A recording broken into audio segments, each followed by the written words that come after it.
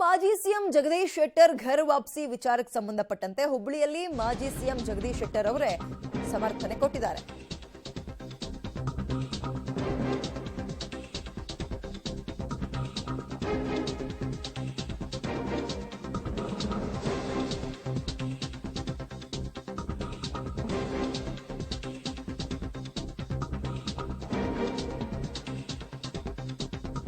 ಮರಳಿ ಗೂಡಿಗೆ ಅನ್ನೋ ರೀತಿಯಲ್ಲಿ ಶೆಟ್ಟರ್ ಅವರು ಬಿಜೆಪಿಗೆ ಹೋಗ್ತಾರಾ ಅನ್ನೋ ವಿಚಾರಕ್ಕೆ ಸಂಬಂಧಪಟ್ಟಂತೆ ನನ್ನನ್ನ ಮತ್ತೆ ಬಿಜೆಪಿಗೆ ಸೇರಿಸ್ಕೊಳ್ಬೇಕು ಅನ್ನೋದು ಹಲವರ ಒತ್ತಾಸೆಯಾಗಿದೆ.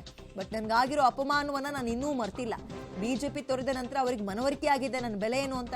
ಕೆಲವರು ನನ್ನನ್ನು ವಾಪಸ್ ಕರೆತರೋ ಪ್ರಯತ್ನದಲ್ಲಿದ್ದಾರೆ. ಬಟ್ ದೊಡ್ಡ ಮಟ್ಟದಲ್ಲಿ ಯಾವುದೇ ನಾಯಕರು ನನ್ನನ್ನ ಭೇಟಿ ಮಾಡಿಲ್ಲ. ಆದ್ರೆ ಘರ್ ವಾಪಸಿ ಪ್ರಶ್ನೆಯೇ ಇಲ್ಲ ಅಂತ ಜಗದೀಶ್ ಶೆಟ್ಟರ್ ಅವರು ಅದಕ್ಕೆ ಒಂದು ಸ್ಪಷ್ಟನೆ ಕೊಟ್ಟಿದ್ದಾರೆ.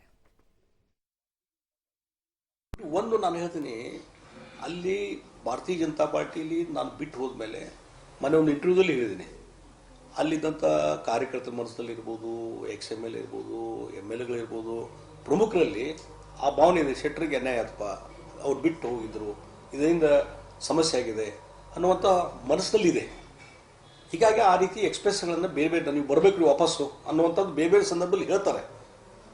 ಅದಕ್ಕೆ ನಾನು ಈಗ ಅಲ್ಲಿ ಅಪಮಾನ ಆಗಿ ಹೊರಗೆ ಬಂದಿದ್ದೀನಿ. ಹೀಗಾಗಿ ಆ ನಿರ್ಧಾರ ಕೈಗೊಳ್ಳುವಂಥ ಹಂತದಲ್ಲಿ ಇಲ್ಪ ಅಂತ ನಾನು ಅವ್ರಿಗೆ ಹೇಳಿದ್ದೀನಿ. ಅಲ್ಲ, ಪ್ರಭಾವಿ ನಾಯಕರು ಏನಾದರೂ ಒಂದು ದೊಡ್ಡ ಮಟ್ಟದಲ್ಲಿ ನನ್ನ ಕೂಡ ಇನ್ನೂವರೆಗೆ ಯಾರೂ ಸಂಪರ್ಕ ಮಾಡಿಲ್ಲ, ಅದ್ರ ಬಗ್ಗೆ ಯಾವುದೇ ಚರ್ಚೆ ಮಾಡಿಲ್ಲ.